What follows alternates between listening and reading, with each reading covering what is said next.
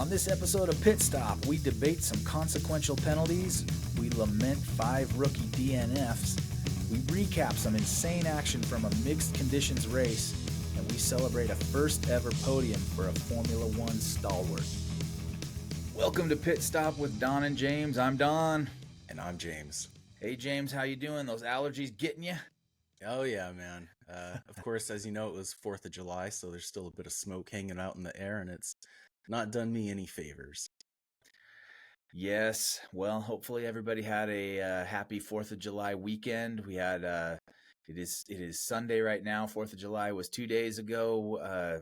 We had a pretty good 4th. It was raining here. Rain seems to be the topic of the weekend. There was a little bit of rain in Salt Lake City, and then it cleared up just in time for fireworks. There was rain. There's been a lot of rain, and our hearts go out to folks in Texas. I used to live there, and the Central Texas area, Austin down to San Antonio, and that vicinity, getting hit hard with some floods. It's actually pretty tragic. So I just wanted to say that real quick to anybody who might listen from that area. Stay safe, and yeah, I don't know what else to say. It's just one of those things that happens periodically down that region. So yeah, and then a little bit of rain to speak of in the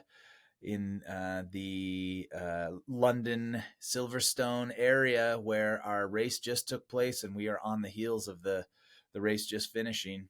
Did you guys get any monsoons yet down your way, James? Yeah, we absolutely did. We got one. I think it was Wednesday or Thursday, and it came out of nowhere. And by nowhere, I mean it was like we saw it kind of like at the tail end, like you don't really look outside when you're working. So finished work, looked outside, and I was like, oh, there seems to be a few clouds, and out of nowhere, it's like, well, at 8:00 it's going to start to rain. So I was like, okay, 8:00 it's going to start to rain, and then the rain just happened to start at 7:00. Like it just ambushed us. Oh man! In typical Arizona monsoon fashion, there was thunder, lightning, the whole 9 yards, and still pretty freaking hot. I don't think it dropped below 90 the whole time it rained, so it was pretty miserable out. That's crazy, man. Yeah, I've heard you guys get some pretty epic stuff, and that's what we used to get down in Texas, is these dumping rainstorms. That's what they've been getting for days now, and it's actually to the point where it's causing problems. And then here in Salt Lake, it was very similar. That was probably the biggest rainstorm that I've seen since I've been here. There was even a little bit of hail that came down. I was playing a show. I guess our listeners, I play music. I think I've mentioned it a couple times. I'm in the middle of a show.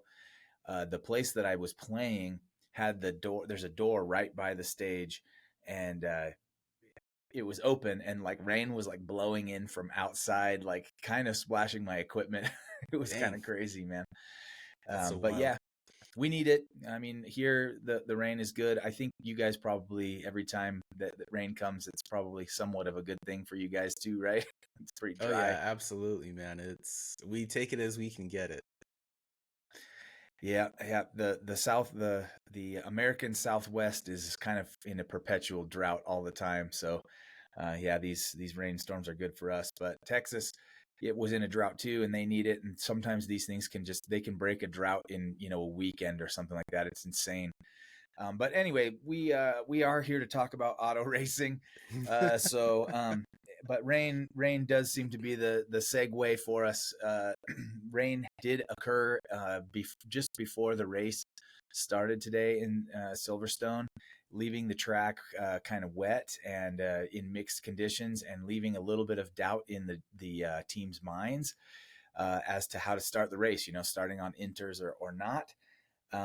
It was, let's just go ahead and say this was an epic race. I am going to say, on result alone, the best race of the year, the most interesting race, and we'll get into that. I'm on a high right now because of how the race ended. I mean, it was exciting throughout, and it was very precarious. Lots to talk about with the race. I am wearing my for those who are astute observers, I've got my my old McLaren hat, which is sort of become my either it's a race off week hat or it's something bad happened to McLaren. We'll talk about that in a while too, but I'm not going to keep this hat on the whole time. Let's just say that. So I don't know. Where do we begin, James? Where do we start with this thing? Man, I'm so elated. I think I'm gonna have to go ahead and spoil the ending and just start there because Nico Hulkenberg finished on the podium, man. You last week were just saying how much you like Nico and talking about how he's been in force F1 for so long. Finally coming in, just with all the chaos that happened today, he managed to sneak onto the third place podium, man. When I saw it, I couldn't believe it. I tried going back and like rewatching how did he just do it, which I think we'll have to get into because he started P19. So he almost went through the whole field. Mm-hmm. Absolutely elated for Nico Hulkenberg, man. What a result for Team Sauber. Yeah, man. We get the great pleasure of reporting here on history because he's done it. I think 200. This is 239th F1 start, his first podium ever. So, congrats to Nico Hulkenberg. I love seeing it. He's 37 years old, I think. He's been in middling cars his whole career, and the guy got on a podium, and that was just freaking fantastic. I couldn't be more excited about that. That's the number one thing that I was pumped about. So yeah, very very cool, and at such a historic track, not an easy track. You know, from 19th to third is insane, no matter what. Uh, I think only Colapinto was behind him, right? At the start. Only It was because only Colapinto started from the pits, but yeah, I don't even think he made it a full lap before he retired. I think he yeah, did. I think he did the formation or parade lap, and that was it. That was done. yeah. I mean, 19th to third is insane. No matter what, the conditions clearly helped him out, but I mean, it was not just conditions. It was a little bit of strategy. They pulled the strategy for the Sauber team, but I mean, the dude drove amazing. So, yeah, I'm stoked. That was awesome. Yeah, man. How could you not be? Because what a result, man. What an absolute result for him. Yeah, Uh, but maybe we should start back at the beginning and just kind of do it as a play by play. yeah, So as you stated, rained prior to the race, which I was very ecstatic when I woke up and turned on the feed to see that it had rained because I love rainy races. I've said it before; it separates the goods from the greats. And even the rain today was catching out some of who I would consider some of the modern day greats. Right? It caught out, just to name a few, it caught out Leclerc, Hamilton, Verstappen. Even Norris and Piastri had a couple of moments, and I don't think there was anybody that didn't have some sort of slip and slide moment go on during the race. So it caught out just about everybody. yep, Um, but at the end of the formation lap, there were a handful of drivers that came in to go on the slicks, which yep, in my mind, it ultimately hurt them, yep, right? Because we had Leclerc, Russell, Hadjar, and Behrman all come in, and it just the track was just not dry enough. I don't know what they were seeing or what they were thinking. It was obviously a gamble to see what would happen, and it just didn't play out for them. yeah. Well, and it's one of those things where the conditions didn't look horrendous. Some of the track was pretty dry, but sector 3 was still too wet for the slicks. And so those guys gambled because when you make that kind of a gamble, this is one of those things where the reward is clear. You When you're on slicks versus an intermediate tire, the lap times it's a huge delta, right? There's a you have the potential to make some serious ground. So you can see why those guys would try it out, but it didn't pay off. Leclerc never really recovered from the mistake. Uh, um, Same thing with George Russell. Russell, yep. Behrman it was almost a net zero for Behrman, right? I mean, Behrman finished just outside the points, and I mean, we could say a lot about that. I think Behrman overcame a lot to finish in, I think it was P11, right? Um, and he got hit. Like somebody actually ran into him at some point, and I don't want to jump too far ahead here, but yeah, it was not a great decision at the beginning to yeah, Behrman P11. It was not a great decision, I don't think, to come in on and try those slicks. They would have been better off to stay on the inners, but you can see why they might try it. Yeah, well, I mean, Russell and Leclerc started fourth and sixth, respectively, right? And at the start, including all the chaos that happened, it just did not help them because ultimately Russell finished 10th, right? But Leclerc finished all the way down in 14th, and there were only 15 cars running. So it was just not a good result for him. And it started with that initial tire change, right? Because in lap 1 there was chaos. Ocon and Lawson and Yuki really all came together. I would mark it up to a racing incident. You know, Lawson came across. uh, I guess he was expecting Ocon to just jam the brakes or turn in further than what he did, but he didn't know Mm-hmm. that Yuki was on the inside. At least that's how I see it from my point of view, based on the replays that I've seen. And it was just, it ended Lawson's day right on the spot. Yep. Ocon carried on though, right? Yep. There was a VSC, and at the end, as the VSC went on, Antonelli decided to gamble on the harbs, which ultimately I think hurt him as well, because he ended up retiring, right? Having a DNF because he got hit in the back. So it's hard to say where he would have finished. But he was running all the way back with Hadjar, and Hadjar DNF too. So it just was not a good day for him. Maybe if he hadn't pit stop, he wouldn't have been in front of Hadjar, and it would have been a moot point. So Right. True. Yeah, that was wild. I will say, so I guess that you, like you said, we had 5 retirements. All 5 of them were rookies. The only rookie yeah, to survive the day was Behrman. Um, barely. yeah, barely, and he got hit late in the race. So, um, but yeah, pretty pretty wild. So yeah, okay, let's try to keep this thing in somewhat of a chronological order. So we had the mixed conditions at the start. They go out there.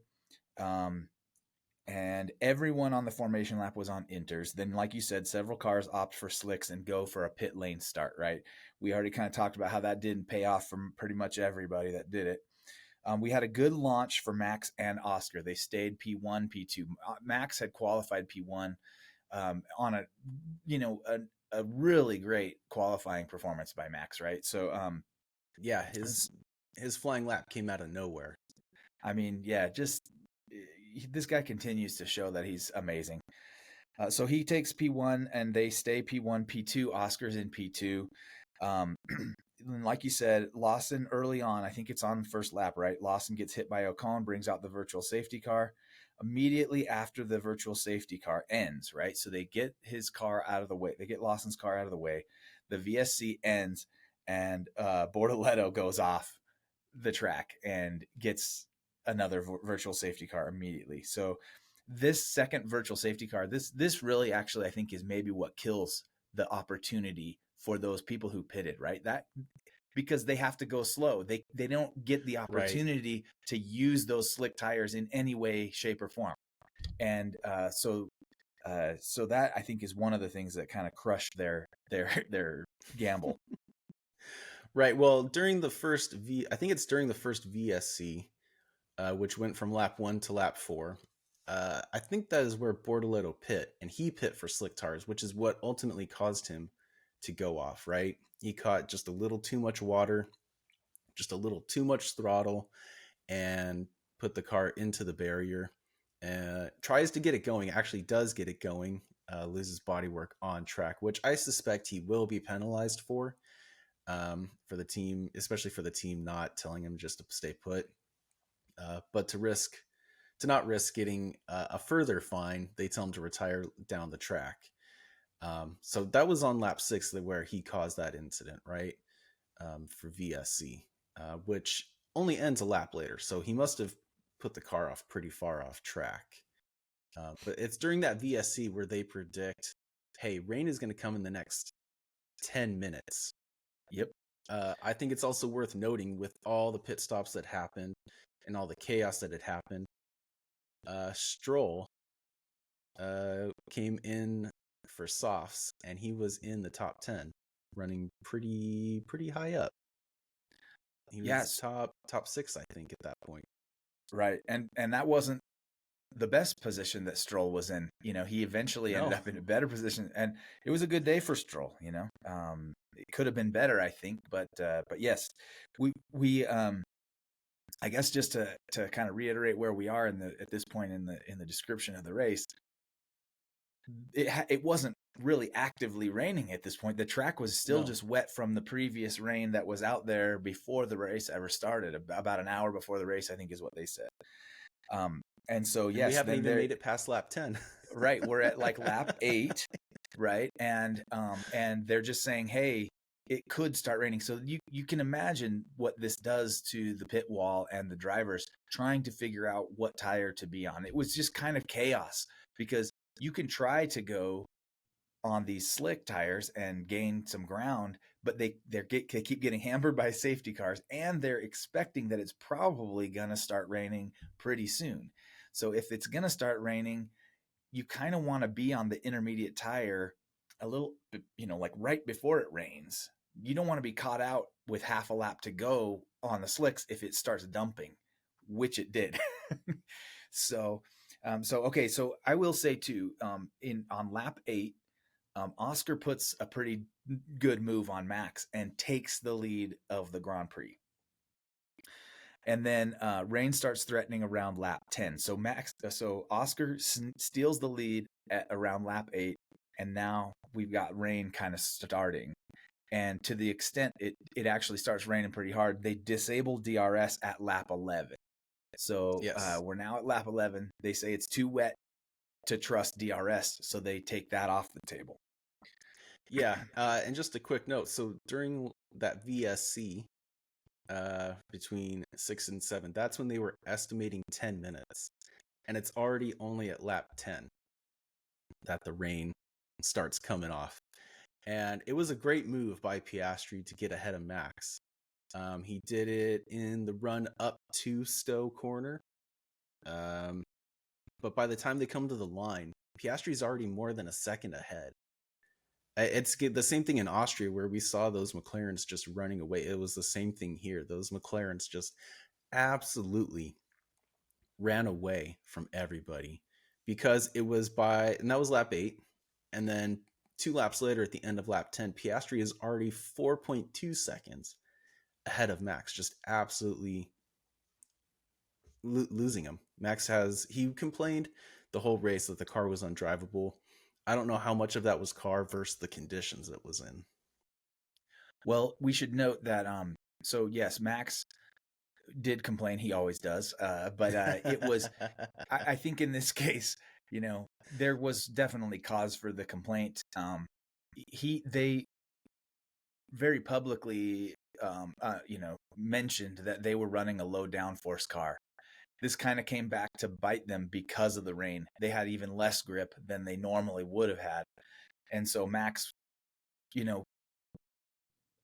I would say Max put on an amazing performance given everything that happened and what what he was dealing with, in the low downforce Red Bull. It was, he was just clinging to whatever he could, and the guy still continues to drive super well. And we'll get into more Max stuff as we go through this, but the next thing that happens, I think, is that as far as my notes go, Max slides wide on lap 11.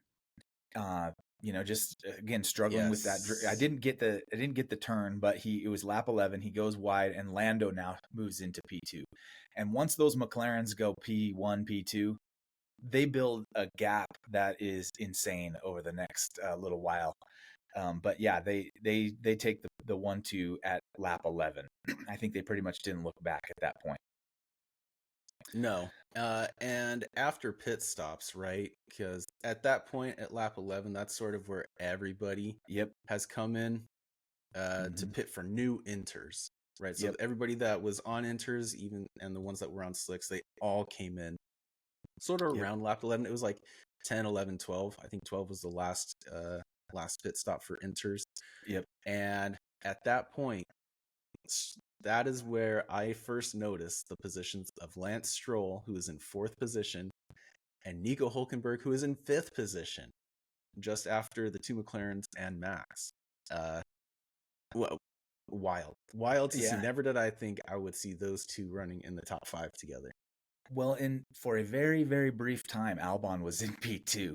He was because he hadn't come in yet, Right. but he eventually, like pretty shortly after that, he gets called into the pits. But yeah, I thought you'd be excited about seeing Albon up there because sometimes in a situation like that, if the tires are doing okay, they'll leave a guy out there and he can extend and kind of secure a little bit better of a position. Didn't really go that way for Albon. I think the intermediates were getting a little shredded. And part of the reason why they were getting so shredded was because of the mixed conditions, right? So they were out there for several laps before it started raining on these inters that in on the dry parts of the track. When you're on inters, they start to wear away pretty quick. So anyway, everybody kind of had to come in, I would say, fairly quickly. I mean, lap 11 laps on an inter doesn't seem very long, right? If it was actually actively raining, they probably would have lasted at least several more laps. But anyhow, Right. And Great Britain sort of has that. It's I don't think people realize just how big of a track Great Britain is. It has sort of the same problem that that Spa has, where the track is so big that half the track can be wet with a little bit of drizzle, and the other half of the track can have nothing going on. yeah, And we sort of saw that when the rain came in. Part of the track was heavy rain, asking for really wet tires, while the other half was just a light drizzle, and you could get away with the inter. So it was really weird mixed conditions today. Yeah, I was a little surprised, to be honest, because it started to rain so hard. Yes. I mean, it was around this time. I think we're now talking about around between lap 12 to 14. It was raining so hard that I was surprised that somebody didn't go on to the full wets. I think even maybe Lewis Hamilton came on and was like, I think we need wets. There was spray everywhere. But I think what deterred everybody from doing that was that at lap 14, they bring out the safety car just to go safely through the rain. There was no incident to speak of. It was just rain, and they brought the safety car out. Yeah. And I made a note to see just how far Piastri was ahead, and he had a 13.4 second lead. Like, he was running away because he only got past Max on what did we say, lap 8? So 6 laps later, and he is already blown through going through the field. And the safety car kind of is what ultimately does Piastri in for winning this race. It's kind of twofold how it hoses him. So first of all, 13 seconds goes down. Everybody compresses under the safety car. So his whole lead that he built squished back up as they accordion back up under the safety car, which as you mentioned, at this time, we've got this safety car, Stroll P4, Hulkenberg P5. I mean, this is just insane right there. That in and of itself is kind of nuts to think about. Okay, so then the safety car ends on lap 18. And this is what we really got to talk about, right? is the ending of the safety car. So this is the first safety car. Oh, okay, yeah, you're right. The next safety you're car. You're getting ahead of yourself. Yeah, I'm getting ahead of myself. There's 2 safety cars. There's 2 safety cars. So okay, so what? But this, if I'm not mistaken, let's see. This first safety car leads to the second safety car, right? Ultimately, yes, right? Because this safety car the field goes green on lap 18, and it's coming up to, I think it's Copse. which of course is the big right-hander where people know that's where Max and Lewis had their big come together a few years ago.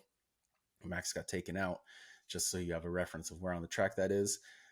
There was so much overspray that Isaac Hadjar could not see Kimi Antonelli ahead of him. Kimi Antonelli was sort of tiptoeing. He kind of braked a little earlier into the corner than what I think Hadjar was expecting. And when you watch the onboard replay, you could not see anything. Like, you couldn't see the red flashing lights on the car ahead, and he just came out of nowhere. Ultimately ended Hadjar's day, right? Put him into the wall, heavy damage. Isaac Hadjar, of course, okay. Antonelli, huge damage to the diffuser at the back of the car, which is ultimately what caused his retirement, right? Just the car was undrivable at that point. There, especially in the rain, just unmanageable. Really is a better word, because in the dry it would probably be undrivable but manageable. But this one, just with the conditions, it just was not a way to go. So this was the second safety car. Came right back out. Just a rough one to go, but also leading up to the second safety car, just within that one lap, Ocon, that's when he finally decided to pit for fresh inters, with the second safety car coming out. Russell had passed Hamilton into turn 1, and Hamilton made a brilliant overtake coming into turn 3 while it was still green, a double overtake. What a move by Hamilton, showing just how good he is in the rain. Yeah, pretty awesome. That crash between Hadjar and Antonelli, I mean, was insane. I don't even understand how these guys are out there with some of these rooster tail sprays that they have to drive through. It was completely blind, and I feel bad for Isaac. It seems the rain is not Isaac Hadjar's friend, right? This is the second time this year that it's really hosed him over. And I mean, he wasn't really super competitive at that point of that crash. I don't remember what position he was in, but I mean, that was too bad. And then ultimately, yeah, a shame for Antonelli and the Mercedes team to have that DNF. He managed to keep it out there for 5 additional laps, but then they just brought him in and said, we can't keep going like this. Yeah. So yeah, Antonelli retired on lap 23, I think it was. End of 22. Yeah. So, okay. So we got second safety car.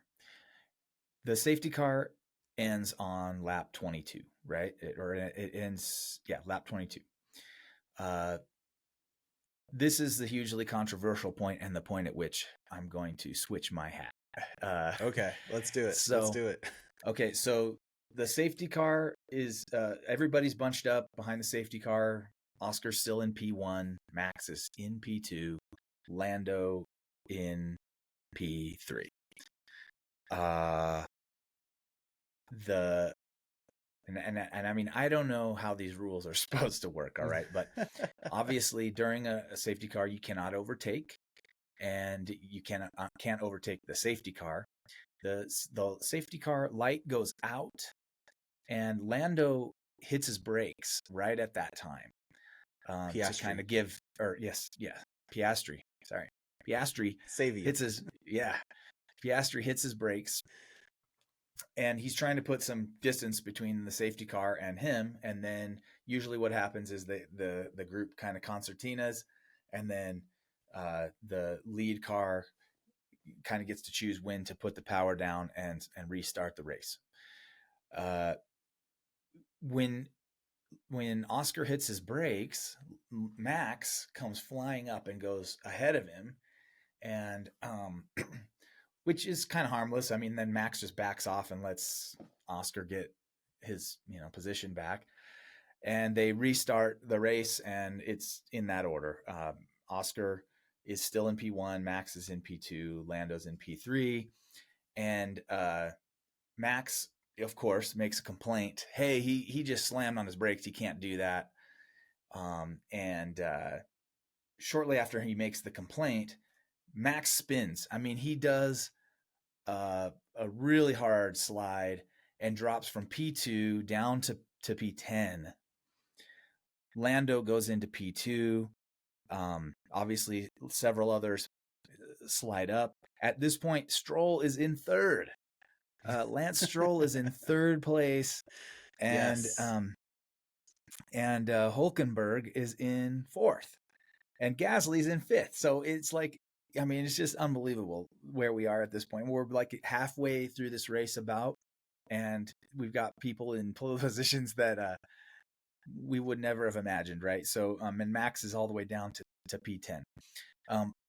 The complaint from Max about Oscar does not go unheard. So they complained to the FIA about the hard brake on the safety car restart, and they put it under investigation. And a little while later, the FIA hands Oscar a 10-second penalty for driving erratically under the safety car, I guess is what it ultimately was. So the gap between Oscar and Lando is a few seconds at this point, and Oscar can't. He drives to try to build up a 10-second lead, but he cannot. They're well ahead of Stroll in P3. So it's really, this penalty is the difference between P1 and P2, and I feel so bad for Oscar. It was sort of unfortunate. I mean, a judgment call, and the FIA came down harsh. I'm going to switch my hat because I feel bad, and I want to keep. I got to keep 81 Oscar Piastri. I got to keep him. He drove what should have been a winning race, and he got hosed. So I'm going to switch this. And while I'm switching this, why don't you tell us about what your thoughts are about that incident? Yeah, I think ultimately Oscar might have been a little caught out. Maybe he wasn't expecting the lights to go out so early, because you still have the chicane, called chicane, the hard left-right leading up to the start-finish line. But before that, you have Stowe Corner, and well before that, on the run up to it, is where the lights go out. In my mind, that's fairly early for the safety car to have its lights go out. So I think Oscar was caught out, realized that the lights were out, slammed on his brakes to back everybody up. I think ultimately it was just the conditions that everybody was in, right? You know, there's not really good visibility on a wet track, especially with how much spray those tires are kicking up. And I don't know if 10 seconds is the right call, maybe 5 seconds. 10 seconds does seem a little on the harsh side. I think 5 seconds would have been the way to go. But you're right. You know, Max almost loops it coming out of Stowe and did fall down to 10th. A very rare mistake by Max Verstappen. Even in the rain, Max historically has always been very good in the rain. And he ended up sandwiched between the two McLarens, between Sainz and Albon. And he just couldn't get past him. His car was undrivable for him. The two Williams, yeah. Williams, what did I say? You said not McLarens. McLarens. He's not McLarens. You know what I mean? The two Williams, my boys. He was between. He was in a McLaren sandwich and went out into a Williams sandwich. Williams sandwich, yeah, just not a good day. But he was having trouble getting by them. But I think another incident that happened on that first green lap is, I got to give the Bonehead Award to Yuki Tsunoda again, man, because he was involved in that lap 1 incident, right, which took out Liam Lawson, but he did it again. He put his nose. This one was really more his fault than the lap 1 incident, but he helped. Who was it? Ollie Behrman onto the grass. He actually touched him up. Put him off at Brooklands, which is the long right-hander, which Yuki gets a 10-second penalty for.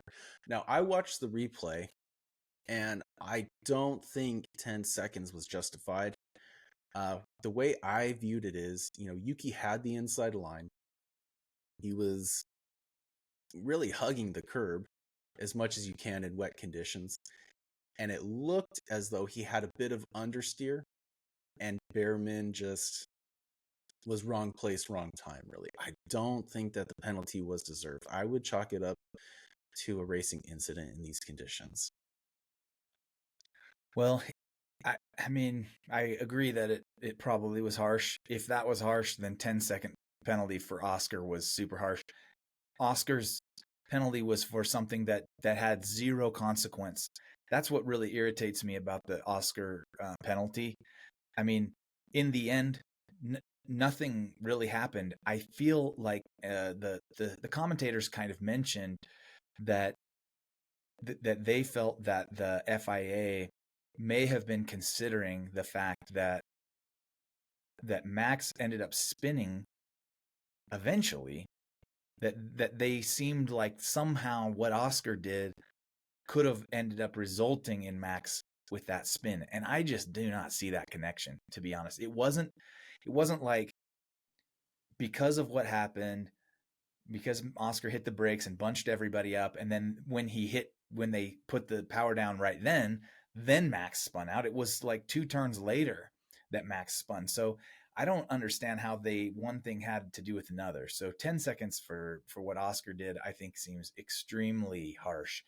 Even 5 seconds, is kind of harsh, but wouldn't have ruined his race. He could have possibly pulled out the win even with the 5-second penalty. So but in this case, Yuki actually makes contact with Behrman. That to me seems more consequential. So I'd be way more inclined to give Yuki 10 seconds for what he did than Oscar for what he did. And Oscar was irate. We don't see Oscar get mad. He looked like he was about to cry when they were doing the P2 interview with Jenson Button at the end of the race, because that's where Oscar ultimately ended, was P2. And I mean, P2 is a great result, but he was not pleased. He was mad, and he kept having to tell himself, I'm only going to say this because I'm going to get in trouble if I say anything else. I mean, yeah, really a tough P2 for Oscar, and I feel for the guy. He drove a race winning effort, and just that 10-second penalty really, really crushed him. It could have ended up as a really hard race between Oscar and Lando for P1. But yeah, I thought that the Yuki one made more sense than the Oscar penalty. And yes, Yeah. Bonehead of the award for Yuki. Bonehead of the day award for Yuki again. I don't know, man. I don't think Yuki's going to survive this season. I don't think so, man.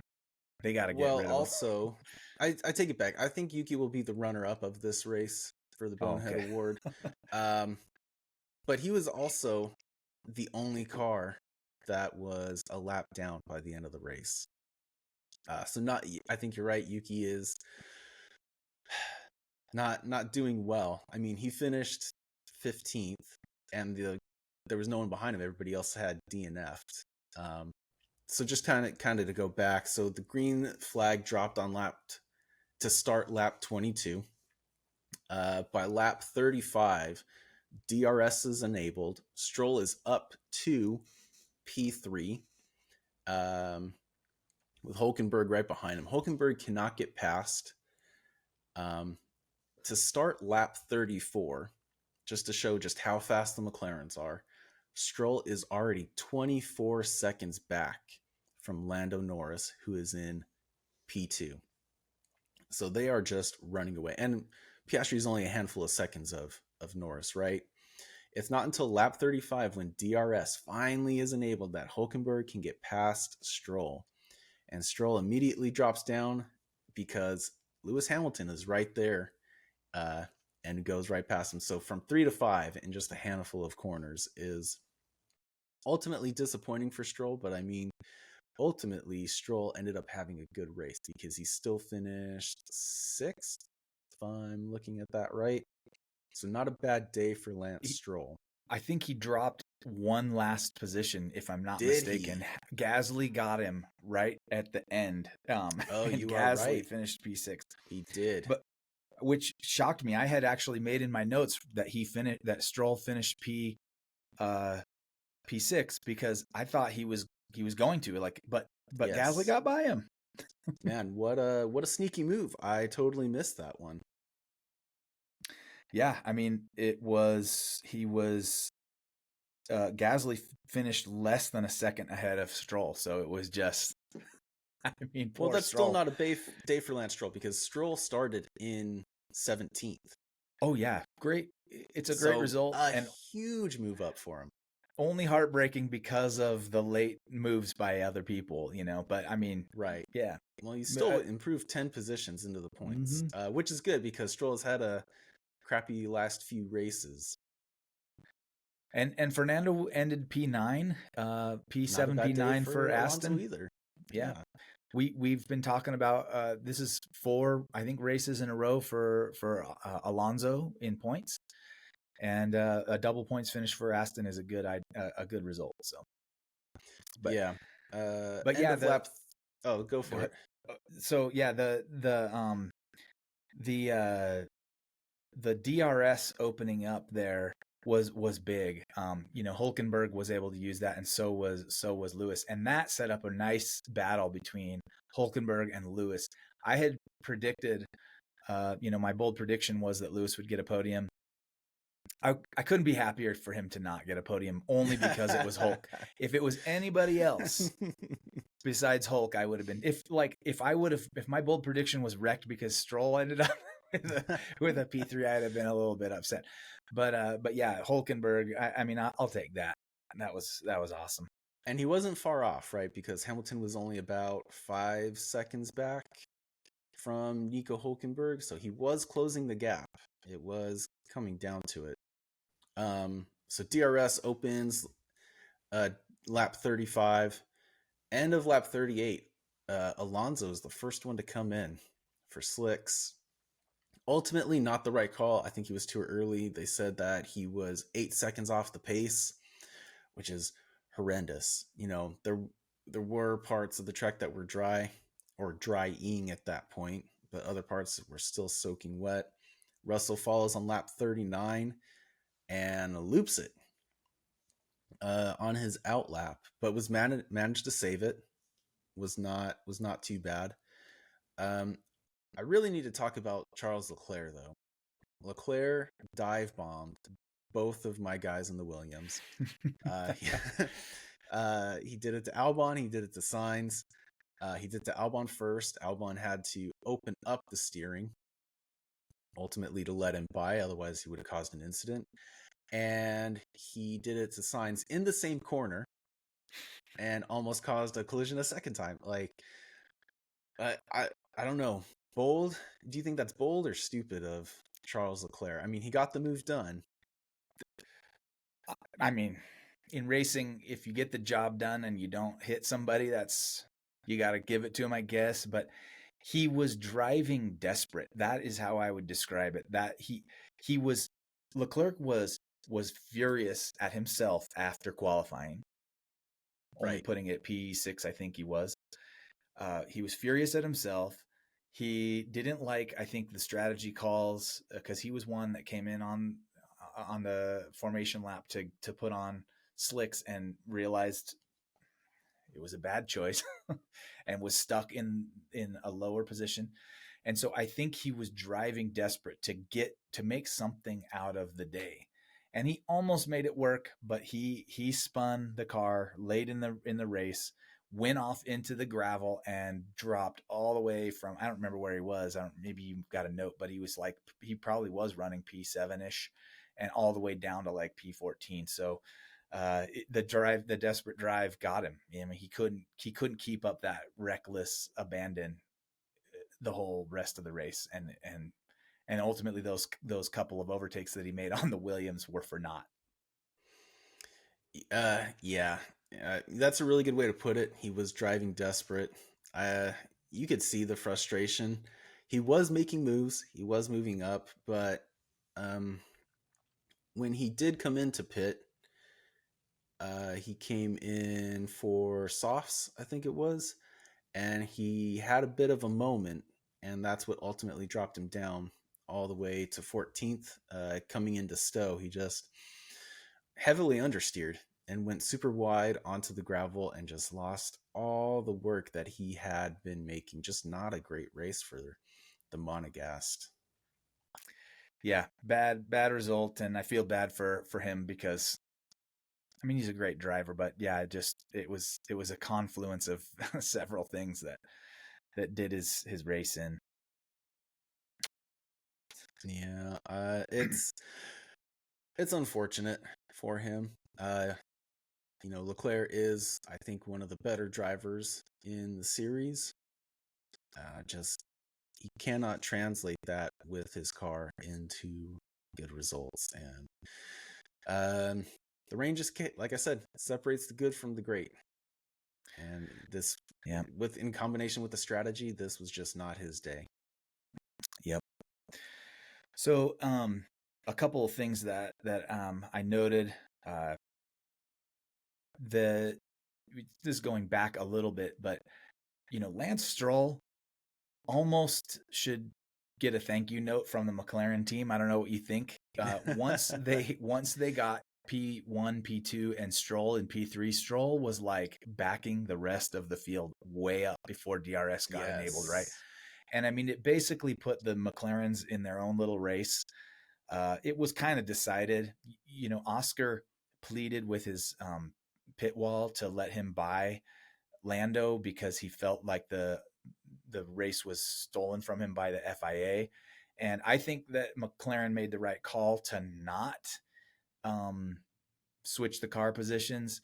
It wasn't any fault of Lando's that the FIA penalized Oscar. He was not in striking distance. It was about a 5-second gap.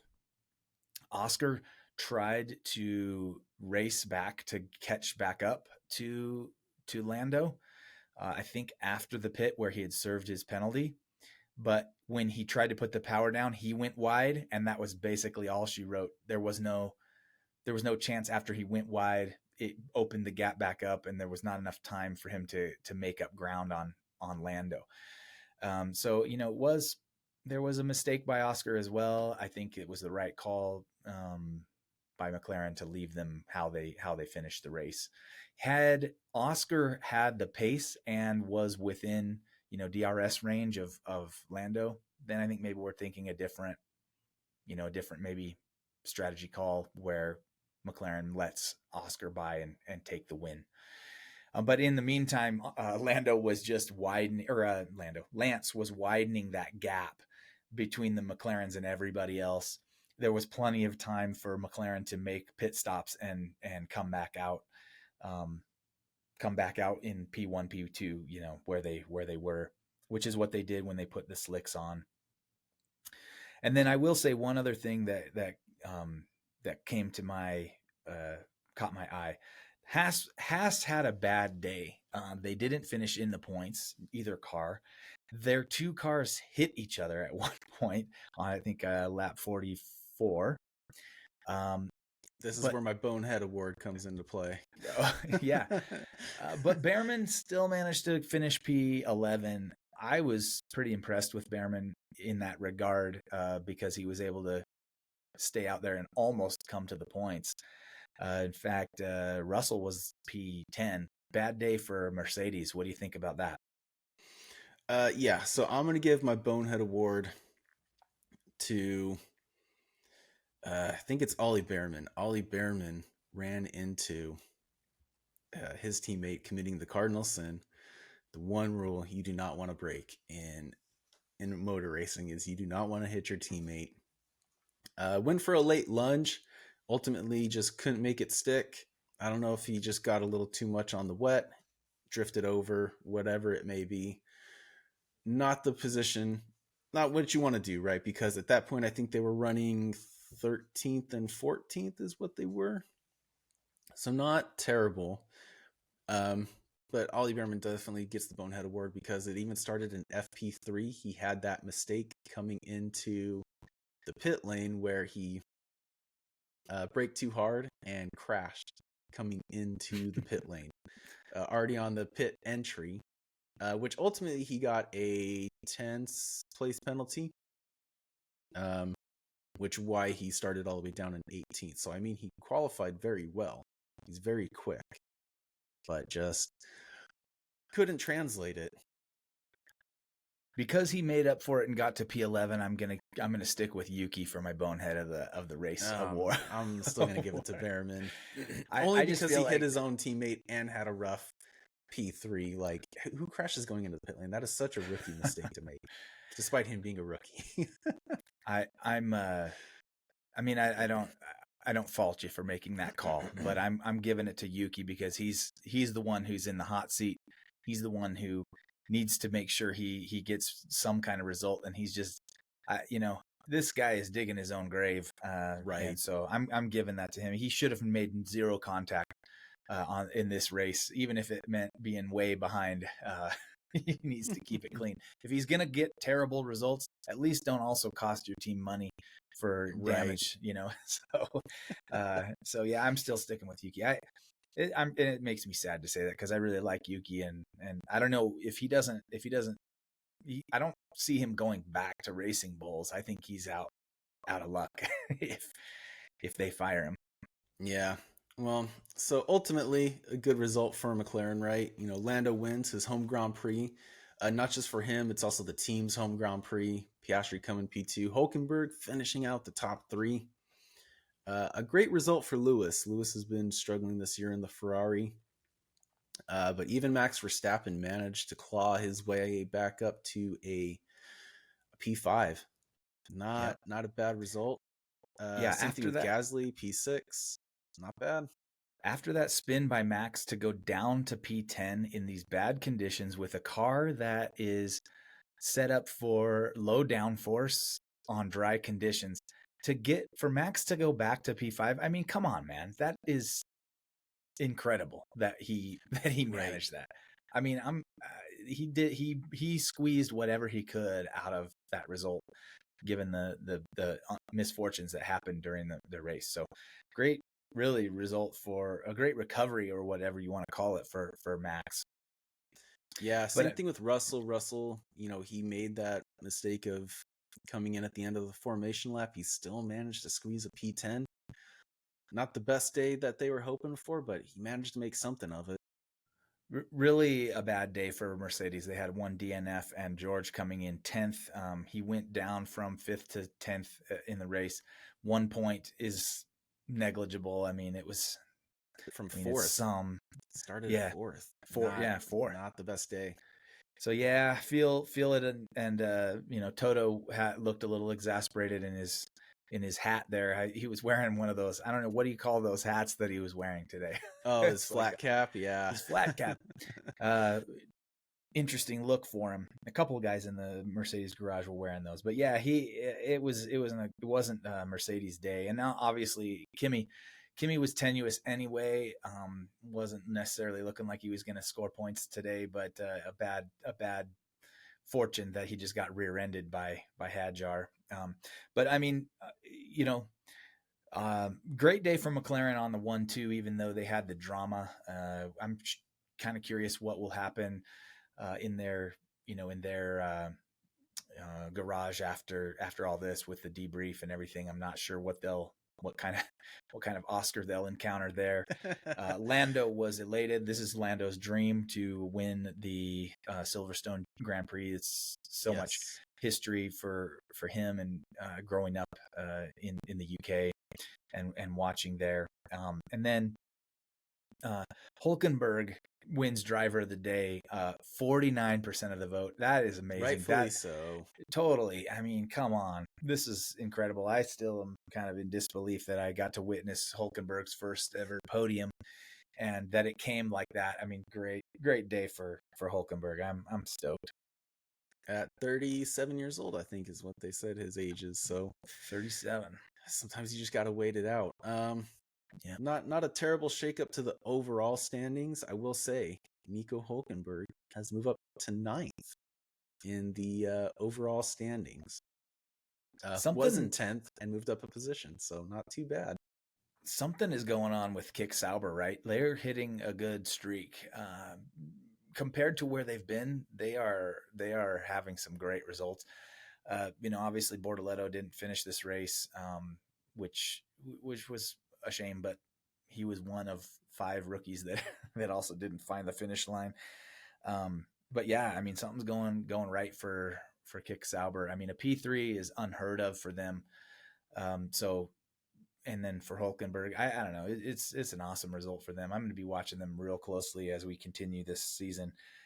Uh, the championship lead is down to 8. Oscar is in the drivers' championship 8 points ahead of Lando Norris. So that it's anybody's championship right now, and this is going to make for a very interesting second half of the season to see what happens between those two. Um, I've seen a lot of like social media posts, I think, that are kind of comparing the season with Lewis Hamilton and Nico Rosberg, right? So we'll see what happens. I've kind of said it before. I feel like I want this to be Lando's season because once the regs reset next year, there's no telling. And so I want Lando to get that. I think he's a few years older and more seasoned than Oscar. So I think Oscar's got a little bit longer window to win it. I won't be disappointed no matter who wins it, but it looks like it's going to be one of those McLaren guys. And if I had to pick one, I want it to be Lando this year. That's fine. You can go ahead and pick him. I like Lando too. When I saw Lando first join, thought to myself, I'm like, oh, he'll definitely win it. And even if it's not this year, probably next year. But yeah, we are officially halfway through the season. 12 races down, 12 more to go. Next race, of course, is Spa. We've got 2 weeks off. So we'll be finding something else to talk about, and we'll have plenty of time to think about our bold predictions going into Spa. Spa, of course, a fan favorite track. One of my buddies is going out there. I think I mentioned it a couple episodes ago. Yep. Super jealous. I'd love to get to that track one of these years.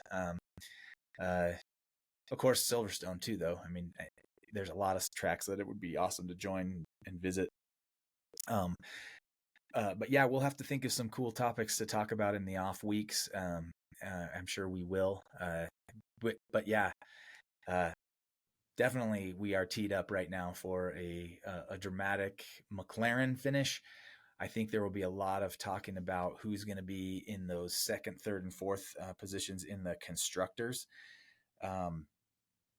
Because it has been sort of, swapping back and forth between a few. Right now, the McLaren team is way ahead, 238 points ahead of Ferrari. So they've over doubled P2. P2 Ferrari's got 222 points. But then it's only 12 points back for Mercedes in P3. So the fight for P2 in the constructors is on, and then Red Bull is a little further back. Looks like they are 38 points back of Mercedes in P4, and that's basically because Max is doing what he does. So Red Bull's fate is all on Max at this point.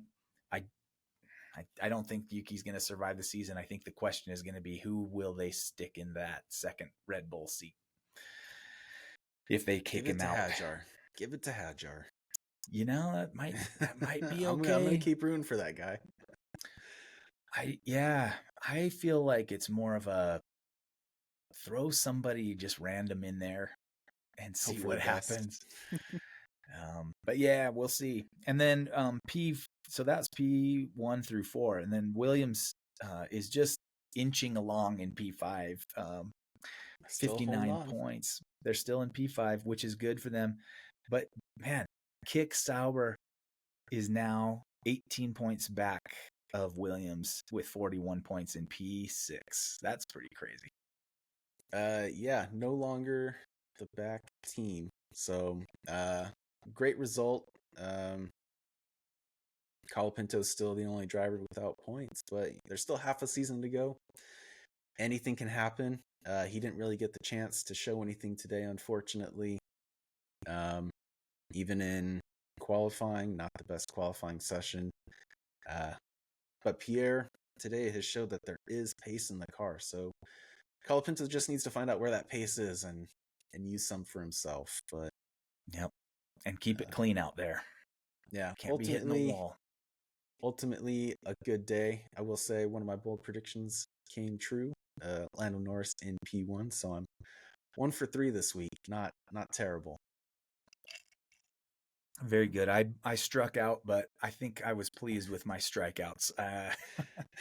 And I'll say that because it was Hulkenberg that kind of saved the day. Hulkenberg keeping Lewis off of the podium. I'm fine with that. And then Hulkenberg in the points, but Bortoleto didn't make it. One Sauber for the other. I'll take that too. Especially because it's P3 points, not like a 1 point for P10. Sounds good, man. Well, I think that's the whole race, and we'll have to break out, find something for next week. But until then, I'm gonna say adios. And I'll say cheery bye, mate. Later.